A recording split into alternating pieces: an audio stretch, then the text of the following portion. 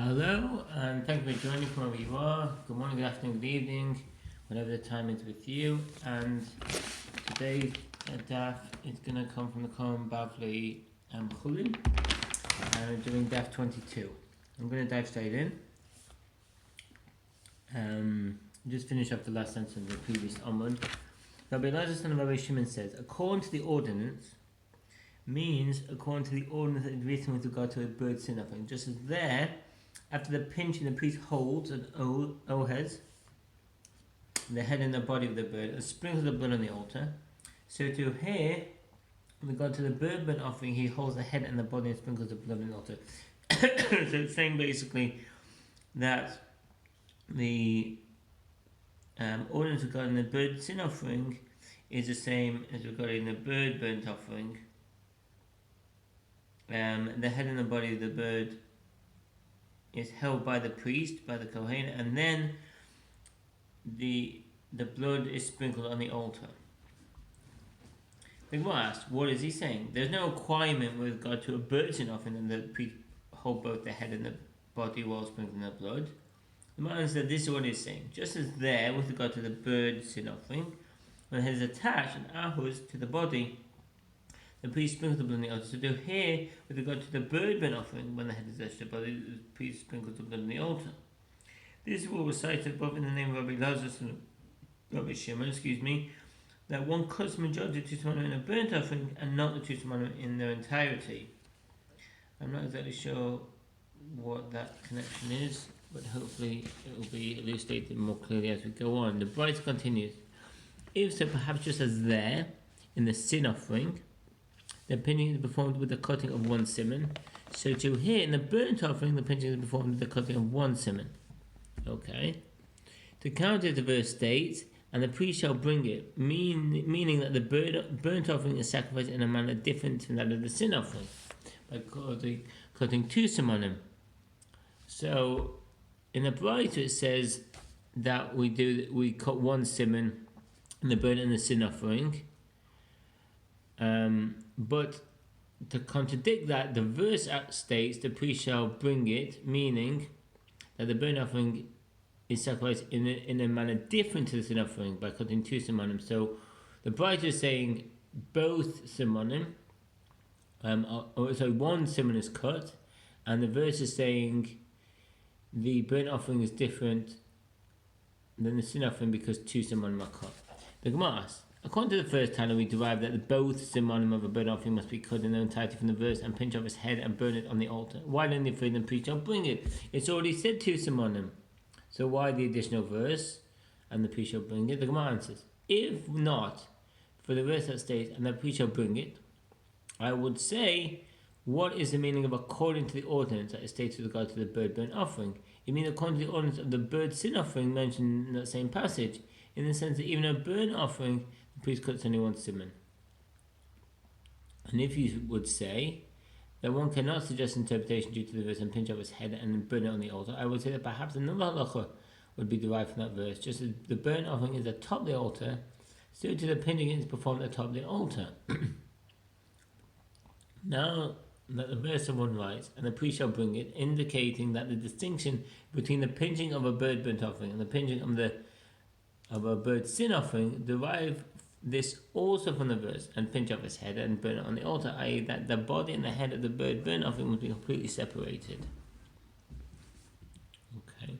The first time in the Bible derives from the analogy between the bird offering and this animal sin offering, that the bird burnt offering is brought only from non-sacred animals and not from an animal purchased with second tithe money, that is sacrificed only during the day, and that the priest sacrificer must do so with his right hand.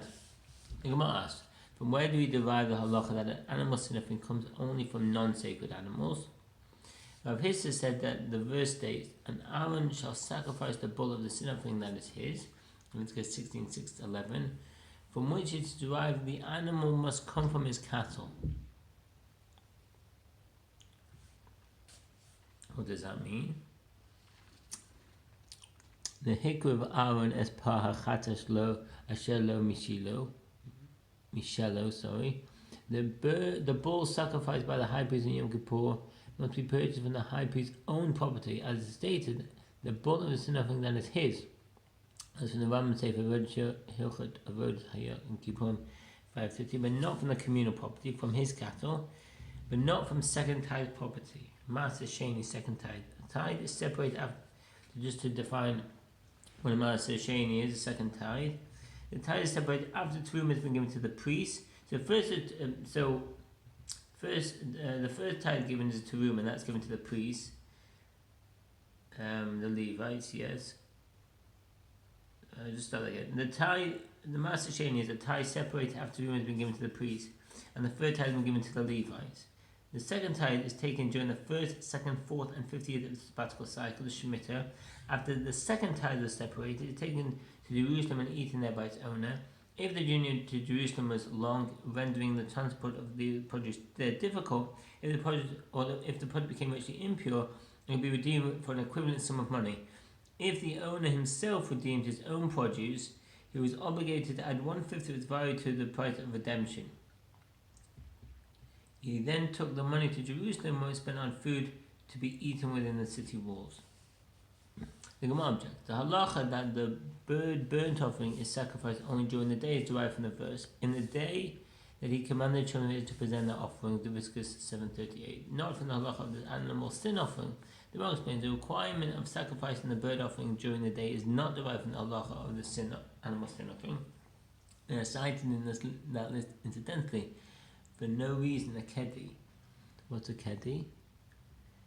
The term means in vain or needlessly. Some hold that there's a contraction of the term kediv, which means falsehood, like the Hebrew kitzav. Others explain it is a contraction of kidehi, which means as it is. In this context, it means that the matter was cited in this manner, although it is superfluous. The Gemara objects. Allah that a priest performed the service with his right hand is derived from the statement of Rabbi Baba Hana, and as Rabbi Baba Hana said, that Rabbi Shimon ben Lakish said, any place where the terms finger or priesthood are stated with regard to offerings, sacrificial rites of the offering are performed only with the right hand. If it says finger or priesthood, it means that the sacrificial rite is only with the right hand. In the context of burnt offering, the term priest is employed. It is therefore unnecessary to derive the halach from the analogy of the animal sin. The Gemara responds. On the other Tana, the first Tana of the Baita, who derived that the right hand is used from the analogy to the animal sin offering, based on the term according to the ordinance, did not derive from the statement of Baba Hana because of his opinion, in order to derive that the right hand must be used. If the verse mentions only the priesthood, it requires mention of finger for the limitation to apply. If the verse mentions only the term finger, then it does not require the mention of the priesthood as well. With regard to the bird burnt offering, the priesthood is mentioned, but the word finger is not. Therefore, the halach must be derived from the animal sin offering. It is taught in a brayta that Rabbi Shmuel derived the term according to the ordinance that is written with regard to the bird burnt offering, that the pinching of the bird burnt offering was performed at the nape of the neck, as in the bird sin offering. The Gemara asks, and as for the first Tana of Rabbi Elazar, son of Rabbi Shimon, who derived other matters from that term, from where do you derive that pinching of the bird burnt offering is performed at the nape of the neck? The Gemara answers, they derive pinching that is written with regard to the burnt offering, and pinch off his head in Leviticus 1:15, from pinching that is written with regard to the sin offering, and pinch off his head adjacent to his neck in Leviticus 5:8. Mishnah, Kasher v'soen, it is written with regard to bird offerings, he shall bring his offering of doves or of young pigeons, Leviticus 1:14. The age that is fit for sacrificing doves, mature birds, is unfit for sacrificing pigeons. What does this mean? Kasher v'soen posel, bivnei yonah v'chulu. Younger doves and older pigeons are unfit for sacrifice on the altar. During the stage at the beginning of the yellowing of the neck plumage, both pigeons and doves are unfit for sacrifice, and that's from the Rambam Sefer Avoda Yochitzu Mizbeach. And some pictures here of pigeons and a dove, tone of Nei Yonah. The pigeon mentioned in the verse is the Columba livia domestica, or domestic pigeon, while the dove mentioned in the verse is the Strapelia tortor, or European turtle, a migratory species from the bird family, Columbidae, that includes doves and pigeons, which is found in empty soil during spring and at the end of the summer. It is smaller, more delicate than the domestic pigeon, and was typically not domesticated. Immature birds. The age that is fit for sacrifice in pigeons is unfit for sacrifice in doves. At the intermediate stage of the beginning of the yellowing of its plumage, C22b, a bird is unfit both as this a pigeon and as that a dove, since it is no longer a fledgling and not yet a mature bird. Interesting. The sages taught a brighter in explaining the Mishnah. Doves, when they are older, are fit for sacrifice. When they are younger, they are unfit. Pigeons, when they are younger, they are fit for sacrifice. When they are older, they are unfit. To explain this, the fundamental distinction between the two types of birds exists because the Torah characterized the pigeons as B'nai Yonah, literally meaning offsprings of pigeons, indicating that they are young pigeons. While the Torah characterized as Torah without qualification, others understand that when the Torah mentions doves, the reference is specifically to older birds. The Rambam in his Guide to Perplex 346 explains that the Torah insists on younger pigeons and older doves because the meat of doves is tastier when they are older, and the meat of pigeons are tasty when they are younger. Ramban's commentary on the Torah in Leviticus 1:14 explains that the Torah insists on older doves due to their loyalty to their mates, since if their mate dies, they will never mate with another. This represents Jewish people who adhere to God and will not adhere to another God. By contrast, pigeons are jealous, and due to that jealousy, they separate and take other mates. Therefore, God commanded that younger pigeons be sacrificed before they take mates. In addition, younger pigeons contribute to the loving atmosphere in the nest where they are raised. Other esoteric explanation have also been suggested. See the Vacanti on Leviticus 1:14. Said that it is found that which is fit for sacrifice in doves is unfit for sacrifice in pigeons. That which is fit for sacrifice in pigeons is unfit for sacrifice in doves.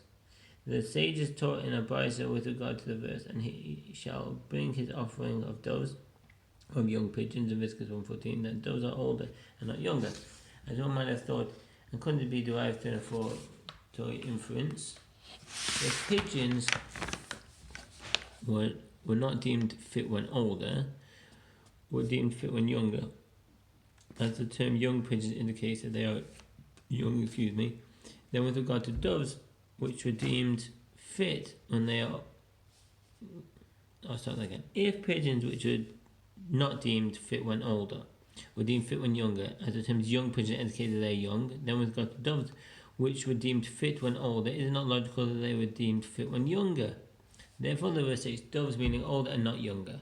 The Brighter continues, young pigeons must be younger and not older, as one might have thought, but couldn't this be derived to an authoritative influence if dogs who were not deemed fit when younger were deemed fit when older? Then with regard to pigeons, which were deemed fit when younger, it's not logical that they were to be deemed fit when older. Therefore, the verse says young pigeons meaning younger and not older. The Gemara asks, what is the biblical derivation of these matters? Rather said, it is derived from the fact that it is not found that the verse would deviate from the normal right of young doves or pigeons.